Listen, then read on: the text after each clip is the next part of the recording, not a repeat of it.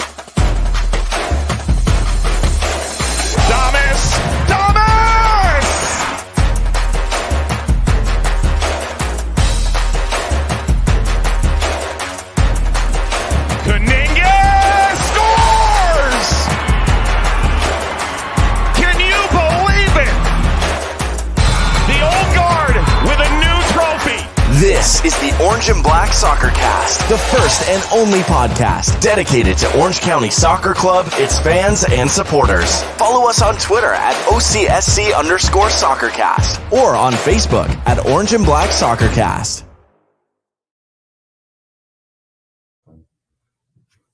Hi, everyone. How's it going? Sorry for any technical difficulties. If there was any issues going on with that intro video, we're trying to figure things out here at the offices here at OCSC offices. Again, beautiful cups right here. These are the actual cups that the players got to celebrate with. One is the Western Conference Cup, and the other is the actual USL Championship Final Cup. Aren't those things beautiful? It's amazing the difference in size with these two things as well. But yeah, that's the reason why we started a little bit late tonight, is because of the setup here. We had a little bit of a mix-up, so we apologize for any audio issues. And if there are any issues with our stream, we apologize for that as well. Let me introduce everyone. My name's Ray. I am the host of this podcast. And sitting right next to me is Mr. Dylan. Dylan, how you doing, my man? I'm doing well. I'm glad to be here. Sober for the first time in front of these cups. So that's a change. But glad to be here and glad to be giving out some awards. And it's cool. If we could bring the camera closer, we would. You'd be able to see there's still a little bit of celebration on both of these cups right now. Fingerprints, some drops of some sort of liquid that have dried up at this point, which is pretty cool to see, but we know that was an awesome time for the team. Let me bring the guy up in Reno that is here with us tonight, and that's Mr. Brad up in Reno. Brad, how are we doing, my man? I feel like I'm in spirit there too, because if you can look really closely on those cups, you can see the laptop, and I'm sure I'm somewhere in there. You can probably see the reflection on there, which is pretty interesting there. But yeah, I know a lot of people. There were some people that actually were in Tampa, like Dylan, partying with the cup, with the team and the cup. And then there were some of us that met the team at the airport at John Wayne when they returned home and got to at least see and hold the cup. Brad, how disappointed are you that you have not yet had a chance to see the cup up close and personal? I'll get a chance one day, I'm sure. Of course, I'd love to be there, but I really need to look up the distance and just put that week in, week out of, I'm actually this far away. There we go. No, we don't care. Yeah. We make it work here on the Orange and Black SoccerCast. That's the amazing part of technology, is you can do this thing from anywhere. We can have people from Reno, San Diego, New York, Florida, wherever we have guests from, and they can jump on and join us. So I know my producer is going to get mad at me here because I keep looking down at a laptop, a monitor, and not the camera. I'm going to do my best to try and look at this camera throughout the night. I don't think I'm forgetting about you, the fans watching this podcast, the video form of the podcast. But tonight is all about giving out awards. We asked you a few weeks back to vote for your favorites for Orange County's 2021 season. Those are called the Orange and Black SoccerCast Awards. This is something we introduced in our very first season following this team, and we've done it. We didn't do it last year in 2020, but I think everyone can forgive anything that's happened in 2020. We're trying to get that out of our minds, but we decided with 2021 to bring it back, and what a year to bring it back. a year that the team wins a championship. And this is the first time we actually delayed the voting for the awards until after the final whistle for Orange County in the season. So I'm going to hint out right now, there's probably a lot of playoff and finals portions that are heading into this award. Dylan, are you excited about these awards? Yeah, I am. Even if it's just one last little look back on the show for this year at what we accomplished as a club, which is, if you missed out, we won this here little cup that says Western Conference title, and this here big cup that says championship final. So good time, and I relived that night constantly in my head, and I'm glad to be doing it here again. And what better way to relive this than going through now, looking back at this full season and seeing who you, the fans, chose for all of the awards we will be awarding out tonight. And we will get to this. Before we do that, Brad, your thoughts on all this? And does anyone know where Alan is? What he's missing in action again? I guess he's officially now too big for us now that he's part of that USL show group. Brad, your thoughts on the awards? And are you excited to see who the fans voted for? Oh man, just totally. I'm super excited to kind of just go over the season one last time. There's a lot to recognize in obviously such an incredible season, winning a cup. So yeah, let's see what we got here. Yeah, we should have made an award. I see the post here from Mikey. We should have made an award for the best shirtless fan. Maybe we'll introduce that next season. He's voting for Dylan on that. But let's get to these awards. We have plenty of awards to go through. Let me pull up my sheet here so I can make sure we stay in order for all of this. And I'm sure my partners have all of their information up as well. So what's our first award we're going to give out tonight, Mr. Dylan? It's the Newcomer of the Year award. I should have just looked at the screen and see what our producer put on the screen for us. Yeah, this is the Newcomer of the Award. This award is given to any new player to this roster that is not a loanee, someone that actually was signed with this team this season. There were 4 finalists for this award. The first finalist that we're going to name off is Mr. Goalkeeper himself, Patrick Rakowski. There's also Ronaldo Damas. We've got Tommy McCabe. We got Dylan Powers, Dylan's favorite guy over here, Dylan Powers, just not spelling the name correctly. Yeah. I'm going to open it up. Dylan or Brad, who wants to announce this winner? Well, I'll take this one. Brad can have the next one. I think Brad's going to want to have the next one. All right. Probably no surprise to anyone here. I'm not going to do the drum roll for the audio's sake, but it's none other than number 11, Ronaldo Damas, winning Newcomer of the Year. Ronaldo Damas, Newcomer of the Year. Yeah, it's probably a pretty obvious choice when you look at the impact he had on this team.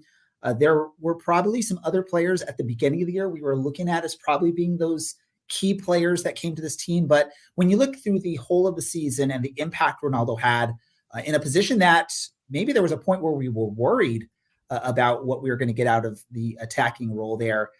He stepped up big time, and he was a key part of this team going down the stretch. Brad, what are your thoughts on Ronaldo as the Newcomer of the Year?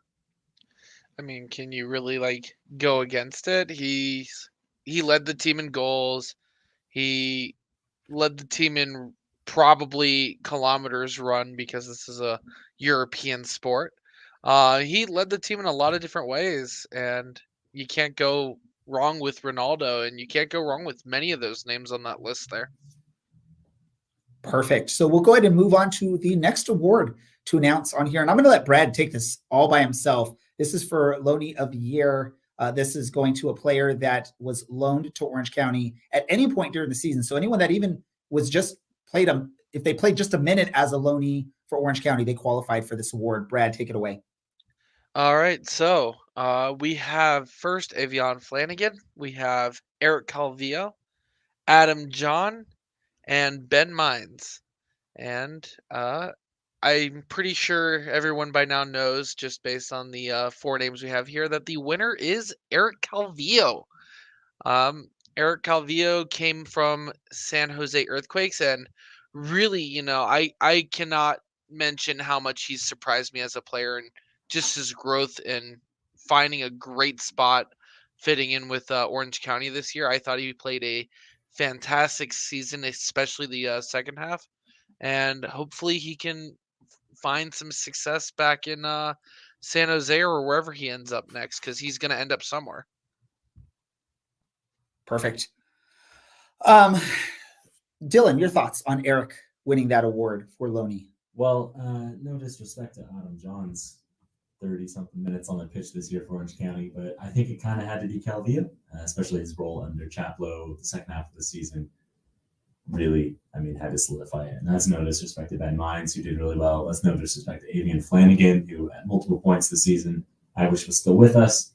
But wow, he was key to how he played. You can listen to a much smarter person, John Morrissey at USL Tactics, explain just how important he was and use stats and data to back it up. But he's going to be a big miss if he doesn't come back. And I know his stock rose significantly.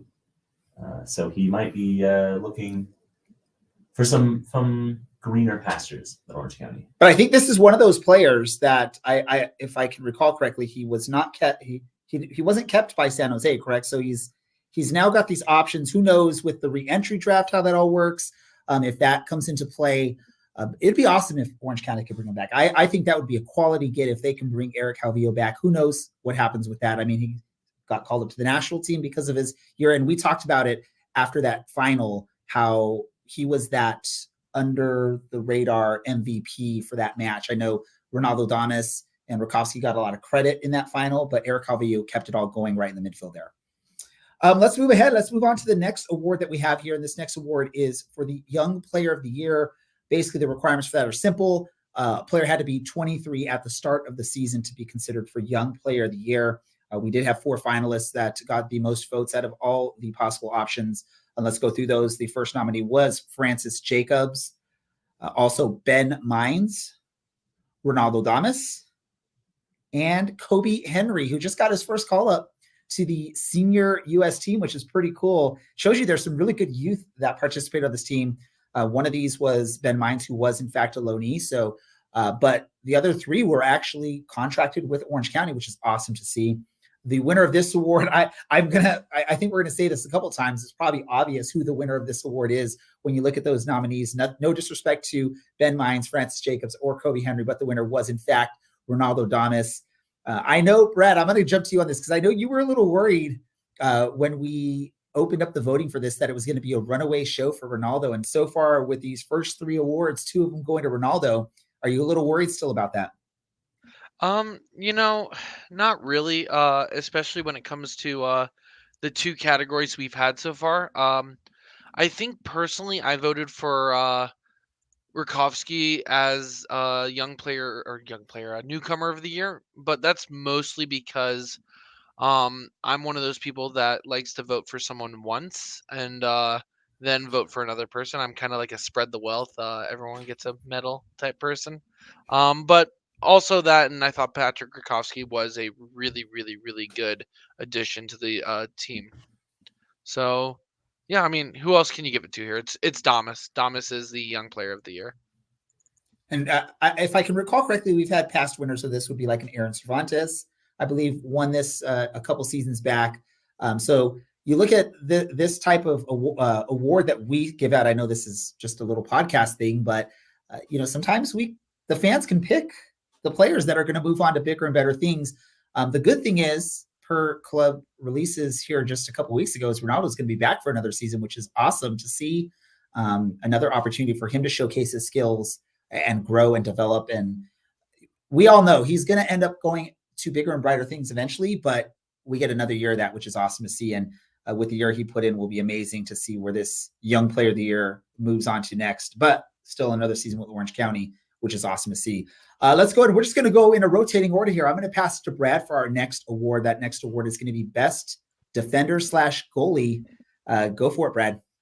All right. So your 4 top nominees for Best Defender and Goalie are Michael Orozco, Nathan Smith, Patrick Rakowski, and Rob Kiernan.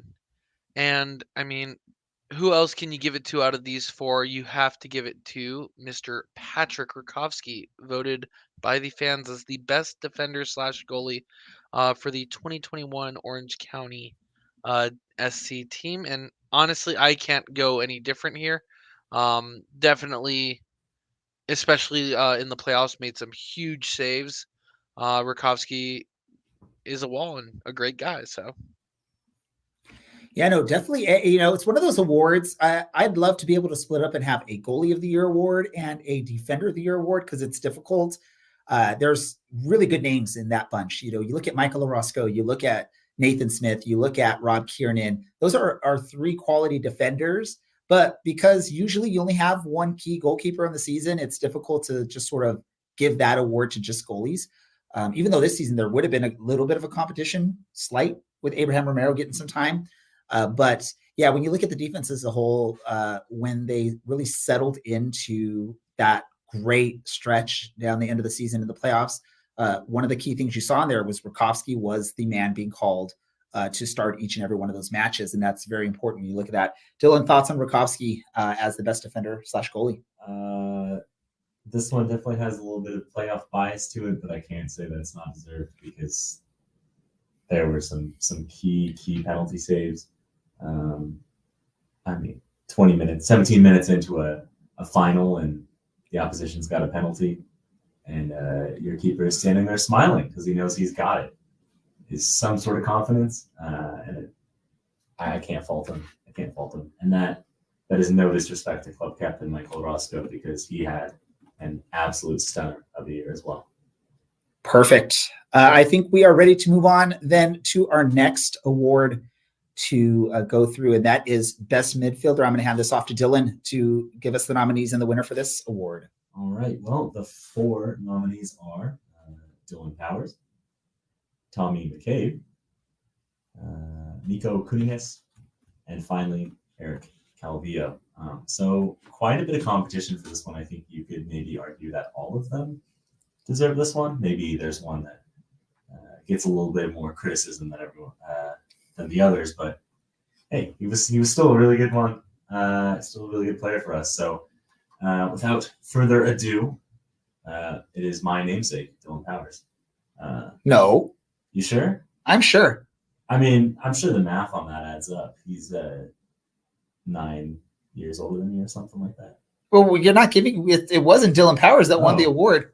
I was looking at the wrong thing. Anyway, so I'm fired. But it was heavy metal Nico Kuningas who won the award, and I can't read the spreadsheet. So, what do you got to say, Brad? At that, I mean, Dylan's you know what? I don't blame Dylan because, like he said, all 4 of those options. If you could scroll that screen back one, please, producer Andy.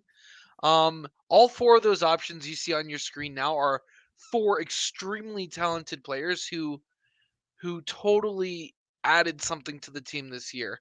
Dylan Powers is a defensive powerhouse. Tommy McCabe slots in there too.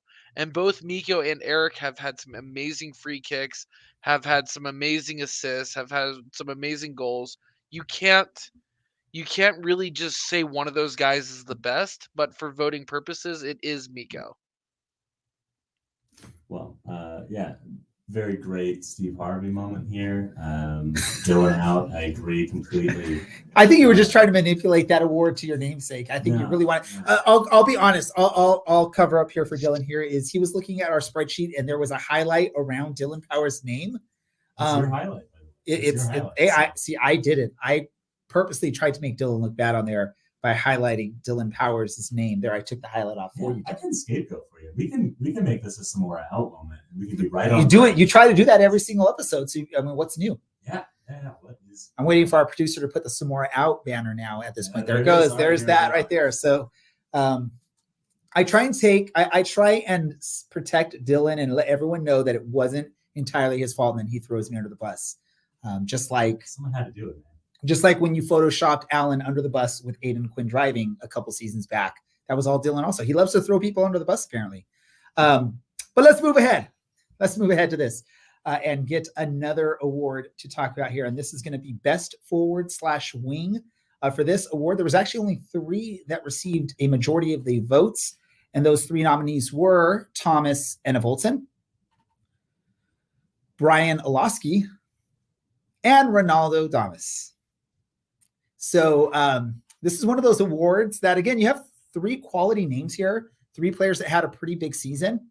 And you could probably make an argument for at least two of them. I think Thomas Innevoldson's difficult because he was injured for most of the year, so he didn't get a chance to showcase what Thomas Innevoldson we all know he can showcase, and there may be a little bit of just that history with Thomas Innevoldson that gets him some votes here. Brian Nowalski, after 2020, had a great season this year. Really, really looked like a different player, and really, I mean, I forget who talked about it. I want to say it was our producer Andy sent out a tweet. He's just wanting to know what's going to happen in the Nowalski household this holiday season when Brian's walking in with a big old cup like this. But in the end of everything, again, we talked about it earlier. This guy had an amazing season. That's Mr. Ronaldo Damas. He is the winner of this award as well. So that's 3 now awards for Ronaldo Damas, forward/wing of the year. Again, this is a guy that had a major breakout with Orange County, looked amazing out there. And I've mentioned this before. Here's the biggest thing with Ronaldo is his work rate. He's out there running his hardest until that final whistle.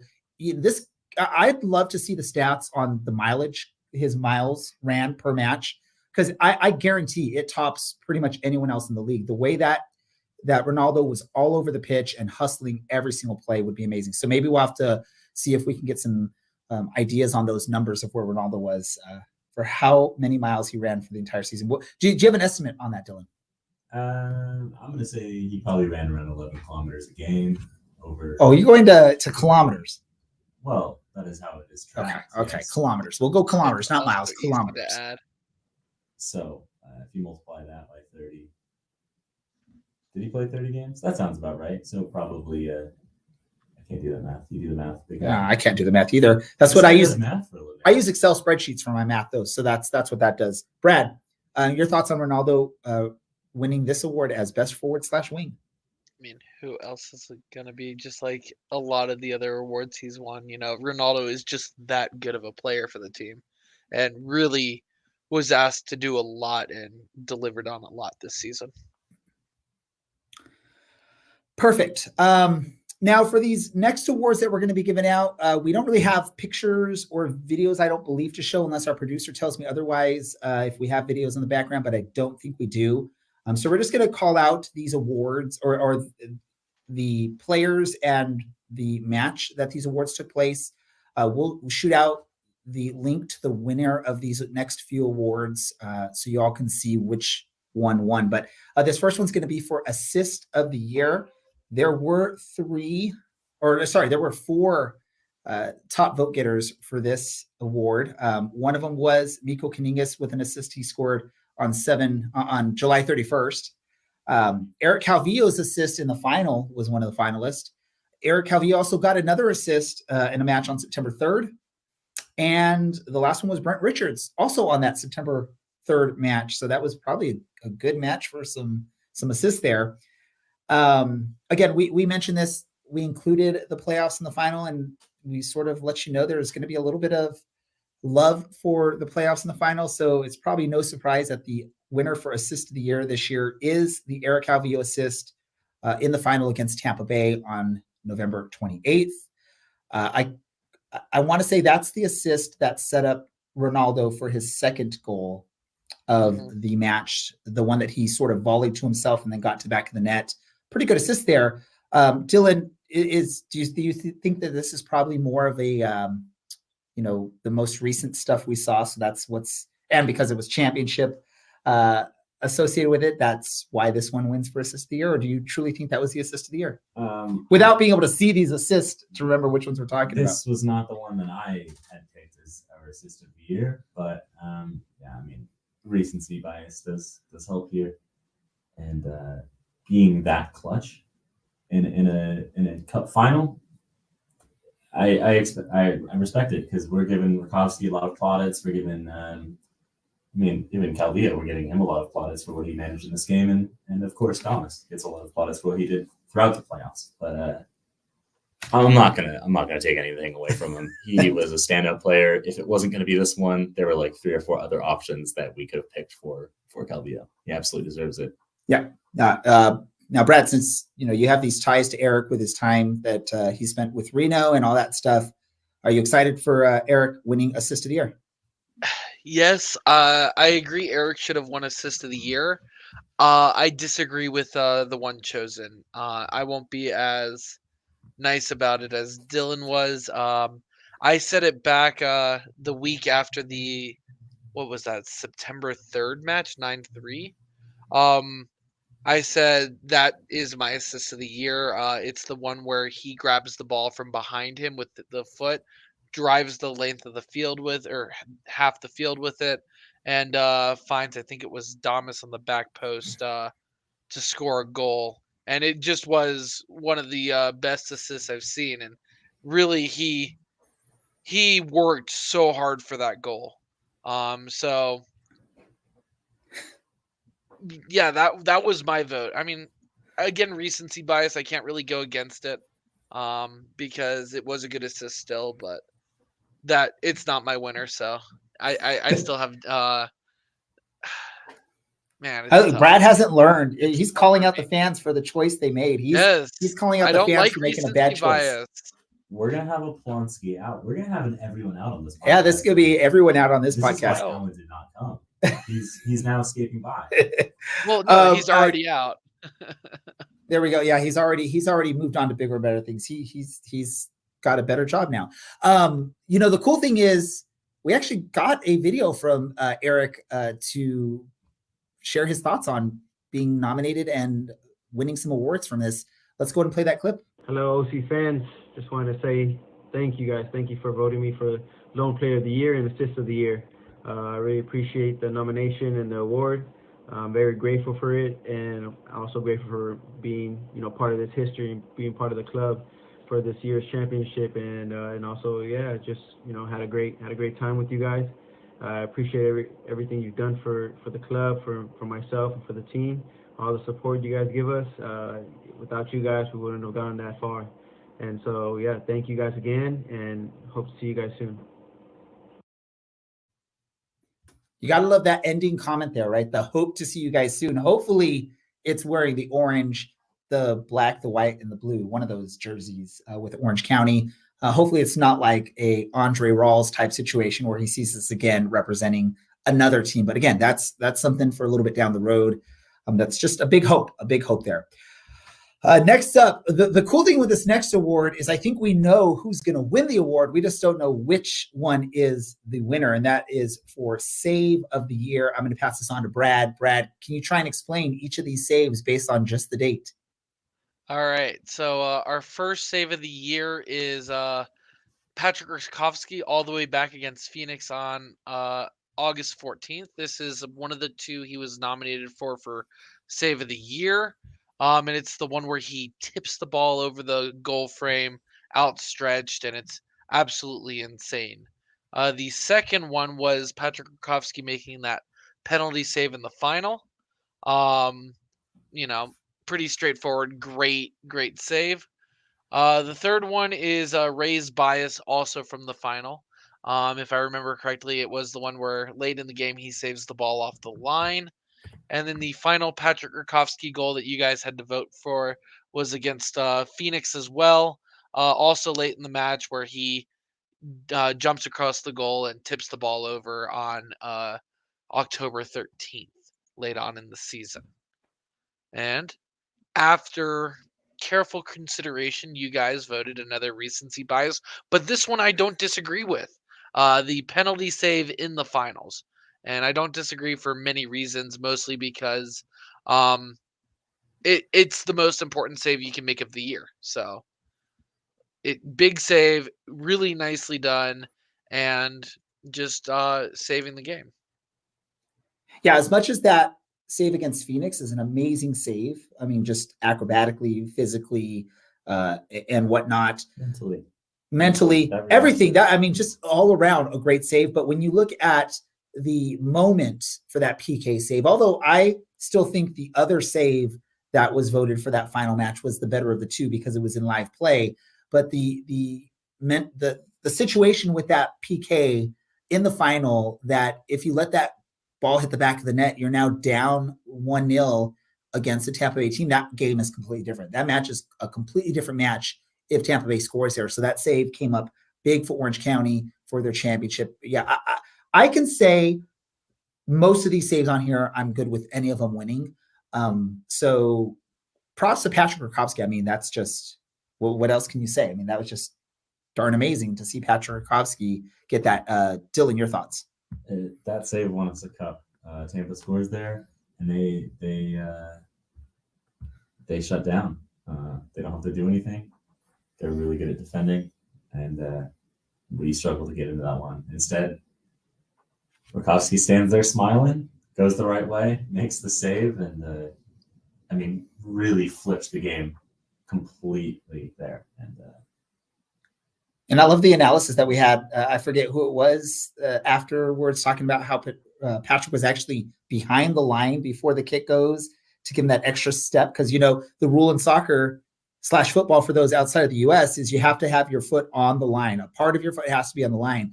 But you tend to see a lot of goalkeepers want to dive forward right before the ball is kicked. And we saw how that impacted in the playoffs. Orange County benefited from that.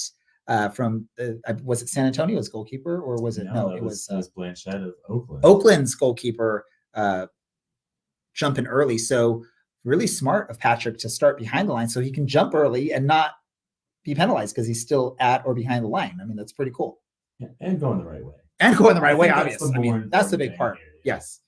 But we've talked about it before that a lot of the time that's just, luck. You pick a direction, you go with it. But someone also mentioned, I saw some chats on social media that it looks like Patrick sort of has a smile right before the kick. So he knows where that ball is going. I'd love to be able to ask Patrick if he in fact knew which way that ball was going, or if that smile is just like, this is it.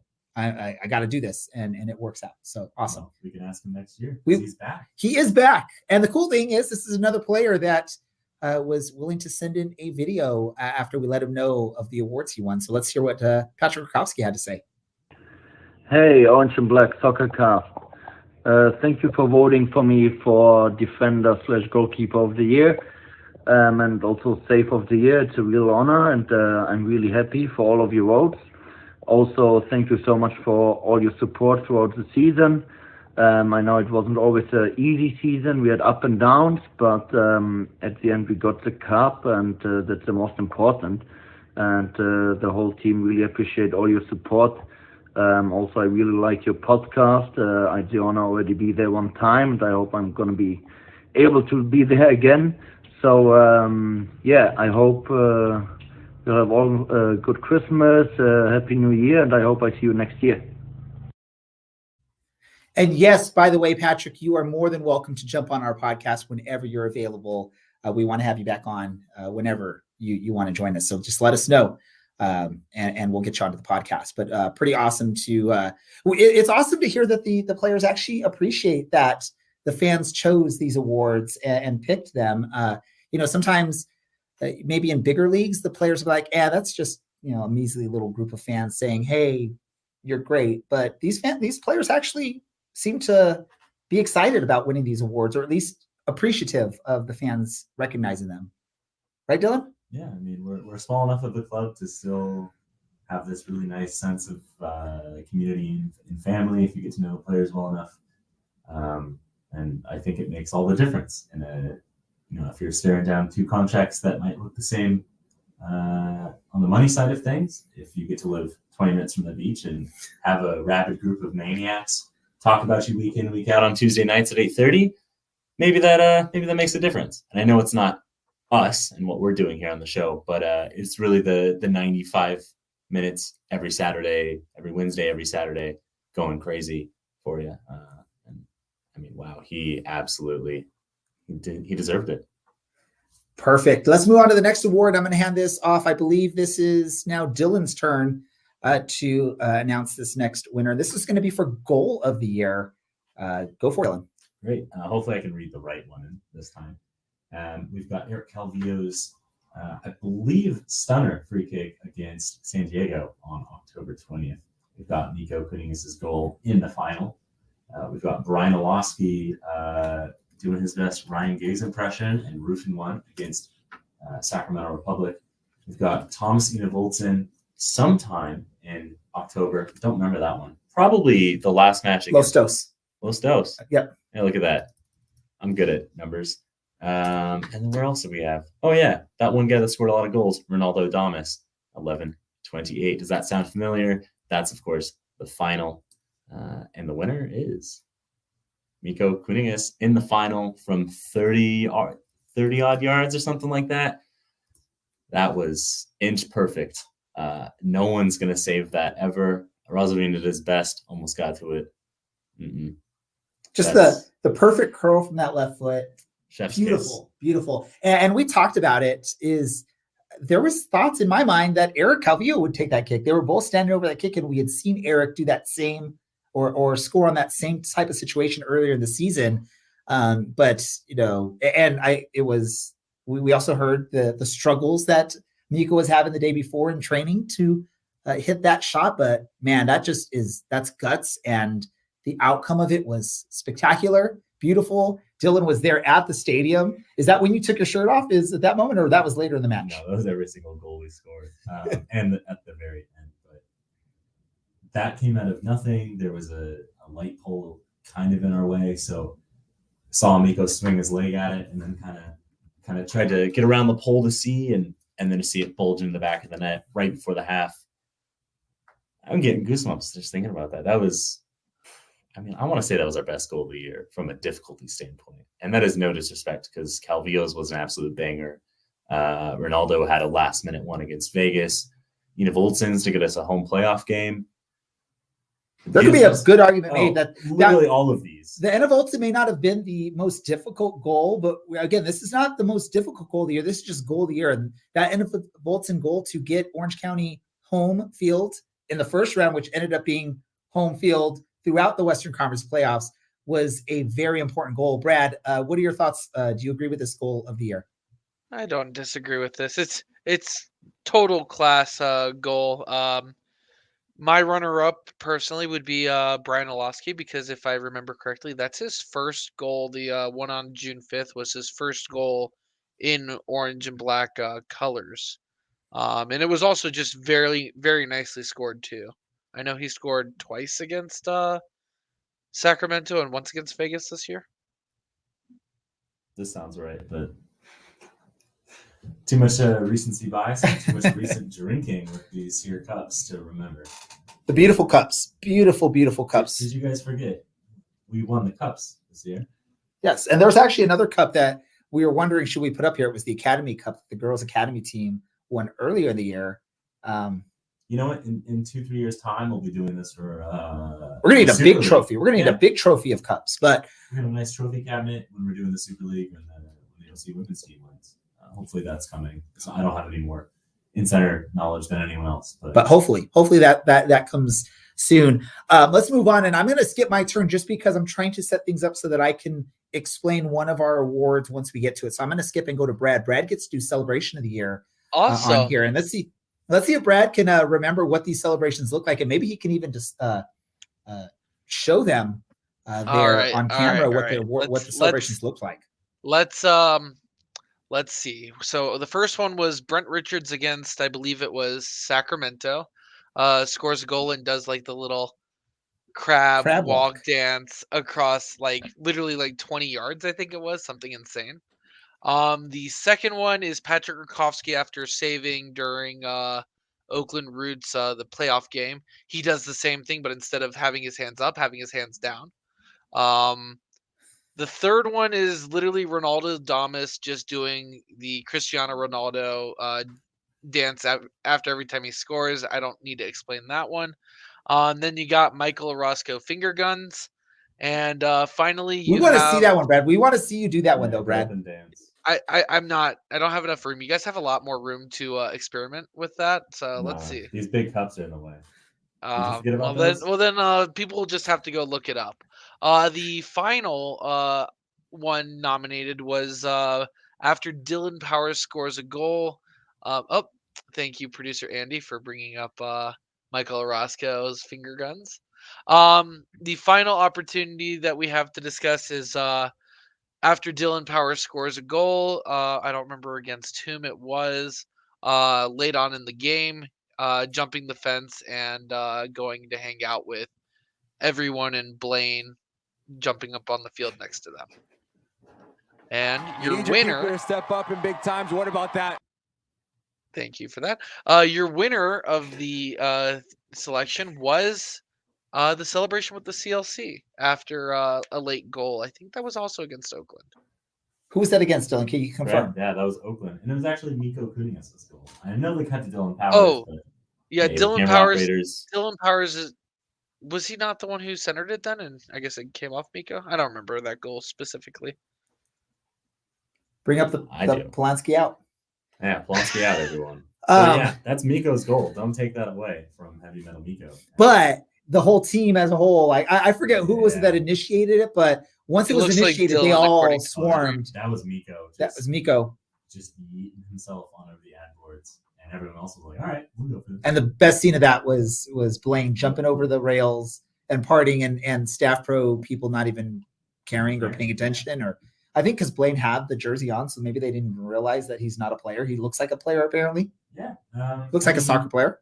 5 years ago, I watched Blaine do the very same thing. And well, now I'm here. So he's got a track record, but that is intoxicating as a fan to see the players come over and do their thing like that.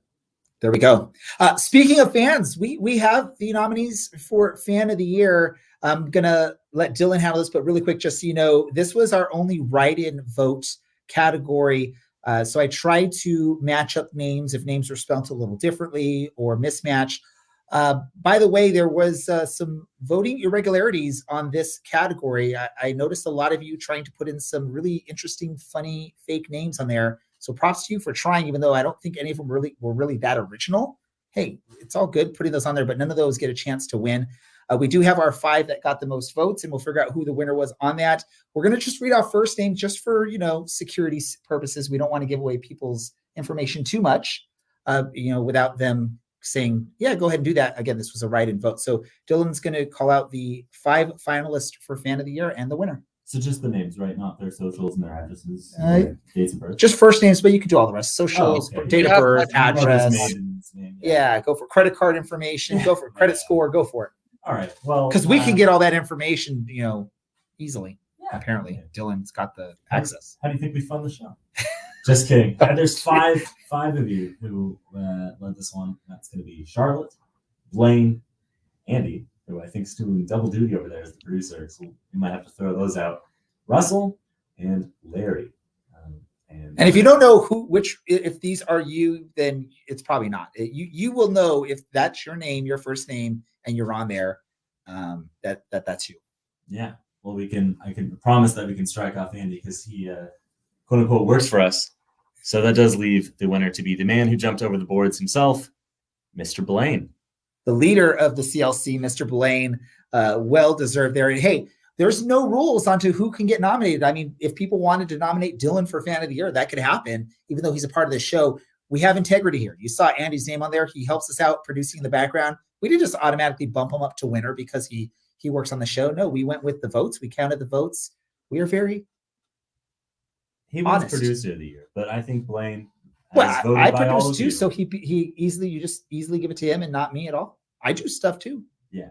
Yeah, I've been to the most away games of all fans, I'm pretty sure, and I'm not up there. So thanks. There we go. But the fans have chosen, and Blaine is the winner for Fan of the Year. Congratulations, Blaine. Well deserved. You are definitely a huge fan of this club and a huge part of why CLC and the fandom in Orange County has grown for this team, because your heart is there at all times.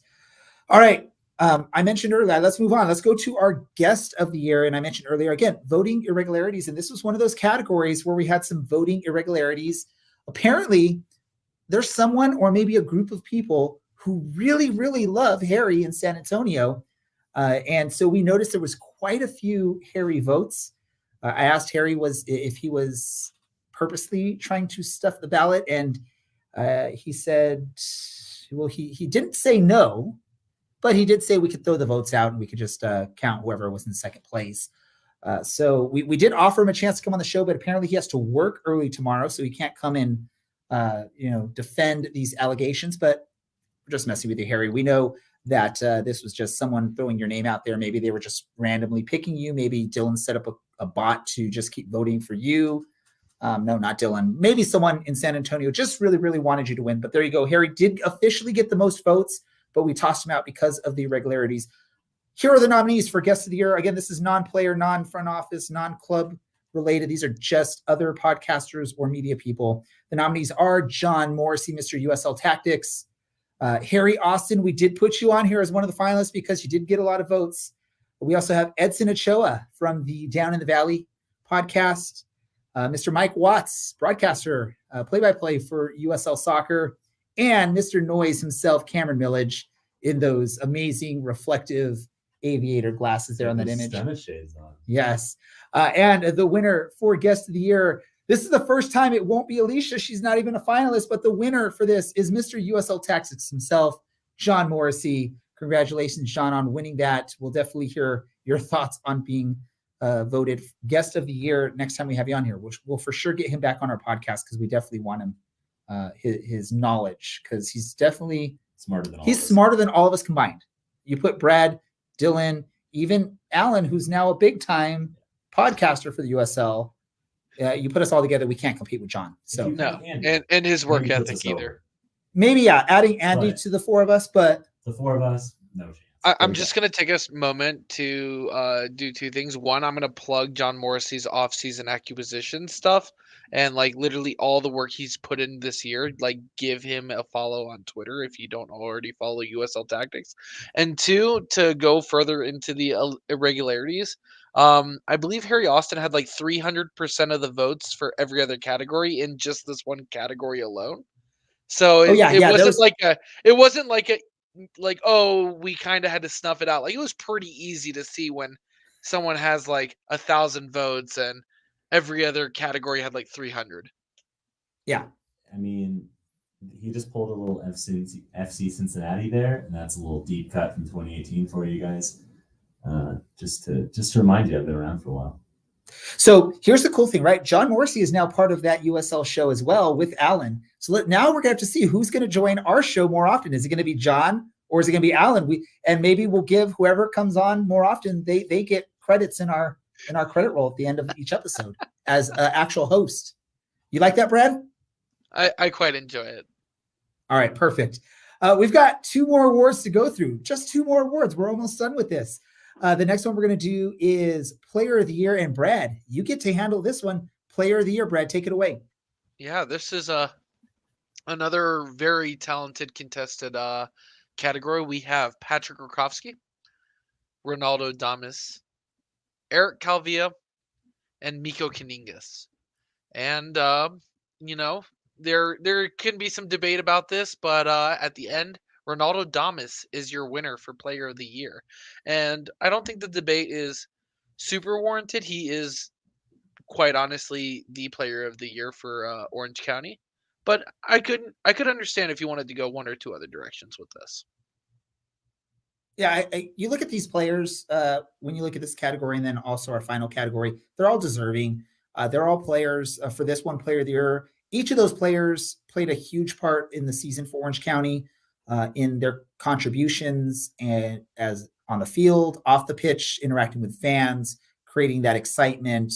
I mean, you look at, one of the other nominees there was Patrick Rakowski. He's been the one that's been on the Cup tour, going to the Ducks game with the Cup. And I think he was also at the City Hall thing with the Cup. So, I mean, the cool thing is these are all players that you could tell really loved being on this team, loved being part of this group of players, and just love playing the game of soccer. And that's what you want to see on your top performing players is players that want to be here, that want to perform at their highest level and want to win. And that's what you had. Each of those players, when you look at Patrick Rakowski, Ronaldo Damas, Eric Calvillo, Miko Kaningas, they all were high quality players. And the cool thing is we know at least 3 of those are back next season, which is awesome.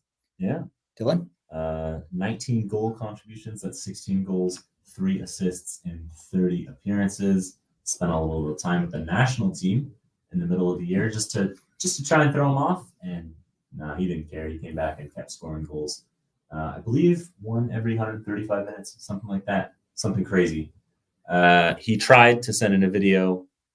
He wanted to. Unfortunately, he is at home in Haiti and his internet is not working. So we got nothing for you. But But we appreciate that Unsurprising. he wanted. We appreciate that he was really trying. We spoke to Chad, who's works with the club, and Chad was mentioning Ronaldo really wants to send in a video. It just couldn't make it happen because of the internet. So we appreciate it. And he's surprised that someone as hardworking as Ronaldo is doing some maybe pointless extra credit. A couple weeks after the season's ended, he's at home, just probably enjoying time with his family and his girlfriend, and he's trying to send some stuff to us. So my heart is warmed, at least. I can't wait to see him back in the Orange Black next year. Definitely. Last award, and this is always my favorite because this is a category fan favorite player.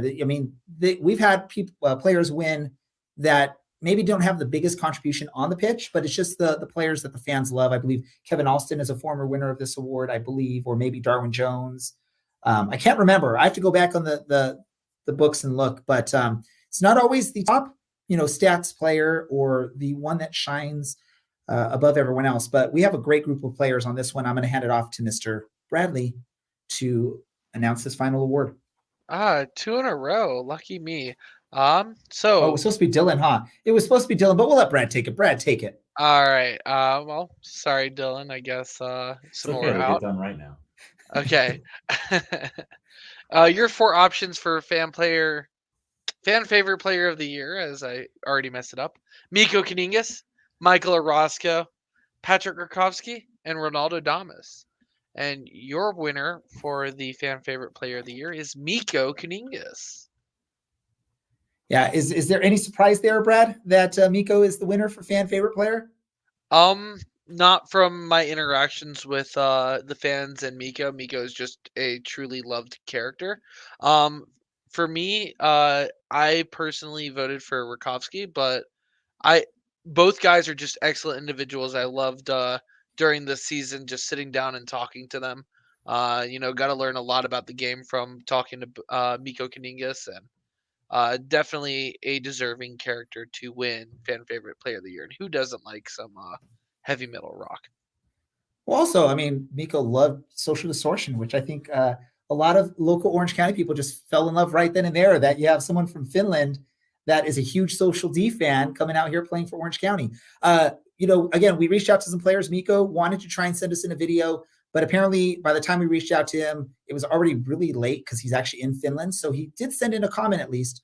And so we're going to bring that up on the screen right now. So this is from Miko. He said, "Hello, OC fans. Huge thanks for voting and awarding me midfielder of the year, goal of the year, and fan favorite player. It really warms my heart here in the middle of freezing cold winter here in Finland.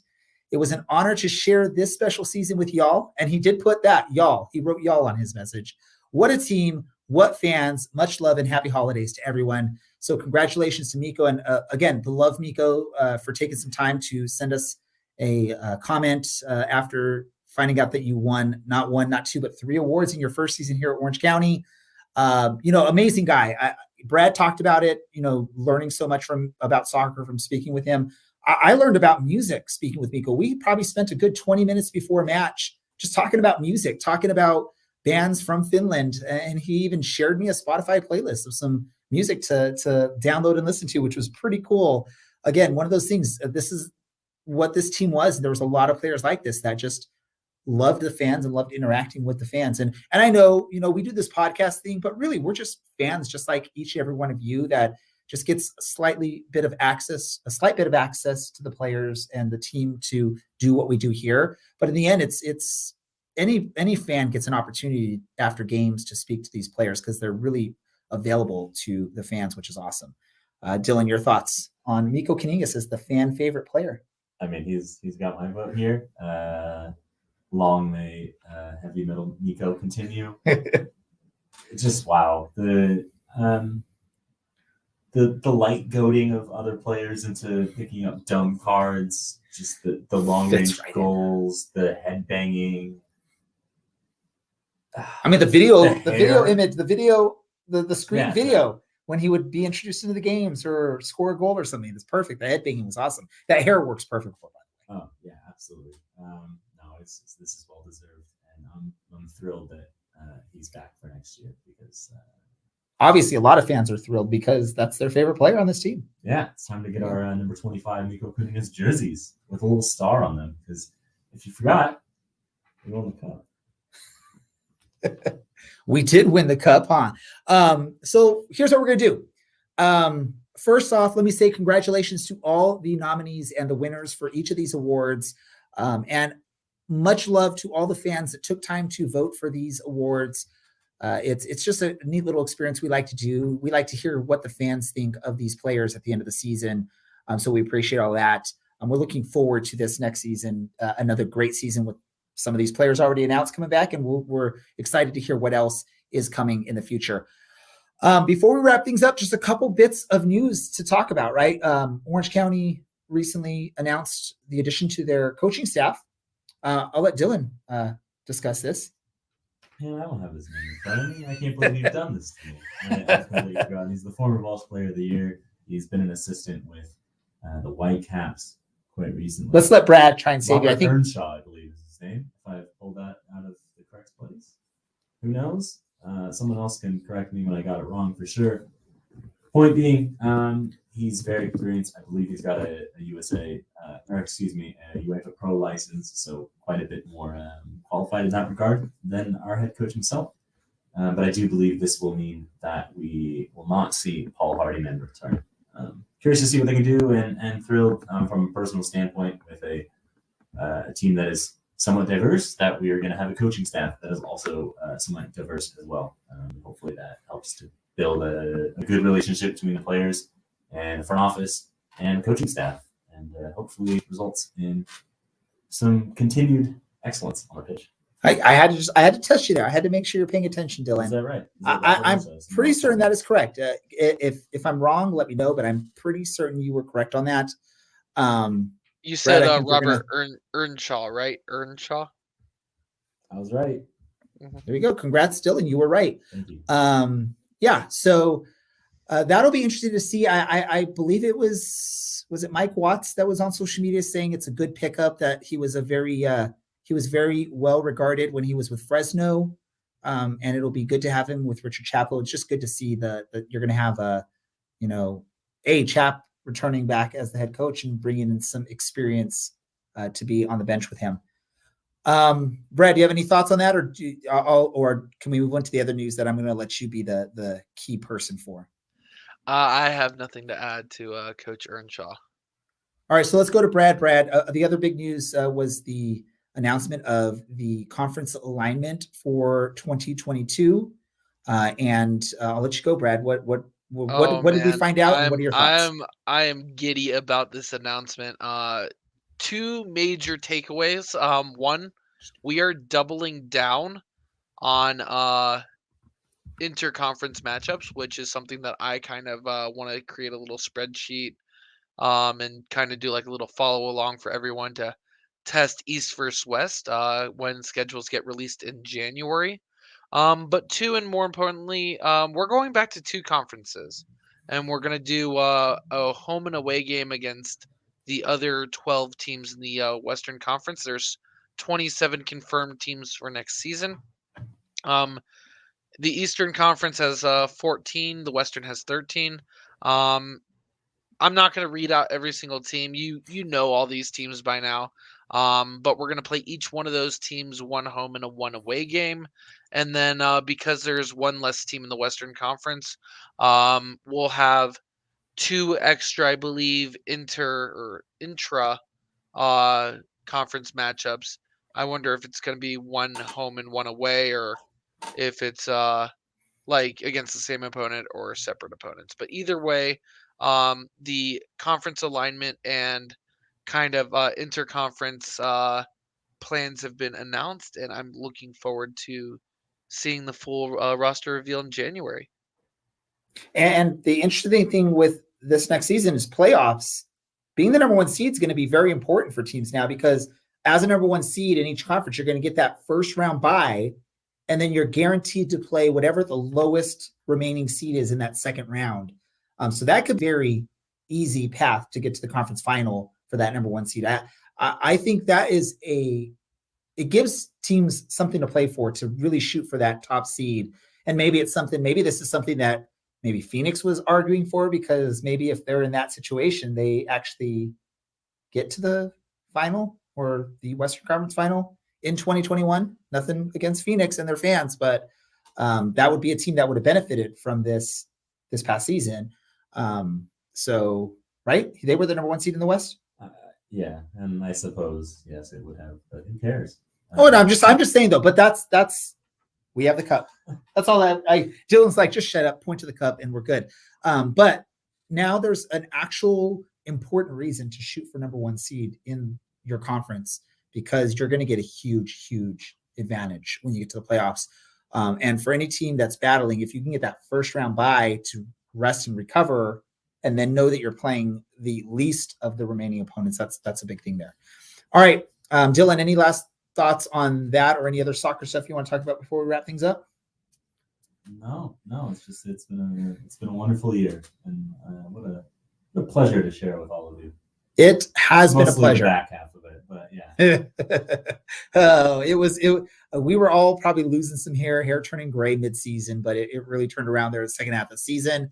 But we appreciate you all for sticking around with us during all that time that this was going on, and celebrating with us when Orange County won the beautiful cups that we have right here behind us. We're going to just keep pointing at these the rest of this. Let's just do this the rest of the time. Let's just, go there.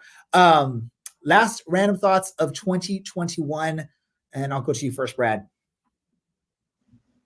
Oh man, just happy holidays to everybody. I hope everyone a good and swell new year, and I can't wait to see you guys back in 2022. This past year has been filled with a lot of challenges and just craziness, but we got a cup out of it, and it's a fancy thing to look at, and the future just looks good for soccer. I like to see the USL going in the direction that it's going right now, and hopefully things continue. Perfect. Dylan, random thought? I've got nothing to soapbox to you, so be good, be safe, and have a wonderful festive period. Perfect. My last thing is, hey, spread the love of Orange County and the USL Championship. I just was reading social media earlier today that there's a fan that follows Premier League and said they randomly found the USL on YouTube, and now they've gone back and started watching a bunch of USL Championship matches, including the Orange County Tampa Bay final, and loves it. And I mean, that's awesome to hear that the brand is not just growing in the US, but growing worldwide, which is a neat experience and neat opportunity, because the bigger your league can grow, the more players you can attract, and the quality will just get better. And it'll help push US soccer even further. Excited to see how that happens, and just excited for everything coming up. This will be our final episode of the year, obviously, because next week at this time, well, I guess next week there would have still potentially been another episode, but this is our last episode of the year, and we're going to take a short break. Usually this time of year for a couple months, we take a little break, but we will be back when things start wrapping back up on the news. Make sure you stay safe for your holidays, whatever holidays you celebrate, including New Year's. Be safe. If you are going to party and have fun, just make sure you're responsible about it. No drinking and driving and all that other fun stuff, or not fun stuff. We don't drinking and driving is not fun. But we appreciate that. And coming up in the new year, I will be participating in the lower league E-Cup, representing our podcast, not representing a team, representing our podcast. They're allowing us to do that. So we will send out some information on when those matches happen, and maybe Dylan and Brad will get to dust off their microphones and do some play-by-play on some FIFA soccer. I think we have one other person that's going to represent us on the PC side of FIFA. So we'll get more information out once they make the announcements. We will retweet it and let you all see. For Dylan, for Brad, for Alan somewhere out there, I feel like I want to sing that song now, right? For our producer Andy, and for the beautiful USL Championship Final Cup and Western Conference Championship Cup, and for all of Orange County SC fans, the players, the coaching staff, all that stuff. Happy holidays. Thank you for listening. This is the Orange Black SoccerCast, and we are out. Orange County, you are my team.